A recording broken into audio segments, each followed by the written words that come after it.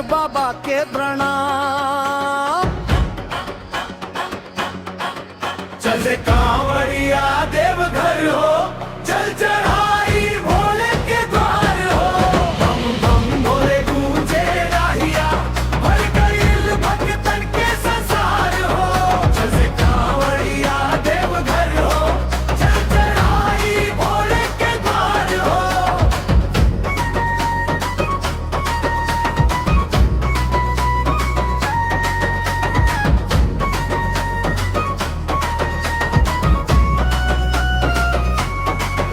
डमरू बाजे घंटी बाजे गुंजे हर हर महादेव।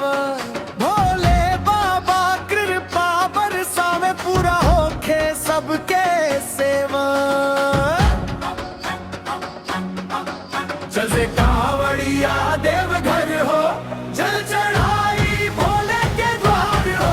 बम बम भोले गूंजे राहिया, भर गईल भक्तन के संसार हो। चले कांवड़िया देवघर हो, चल चढ़ाई भोले के द्वार हो।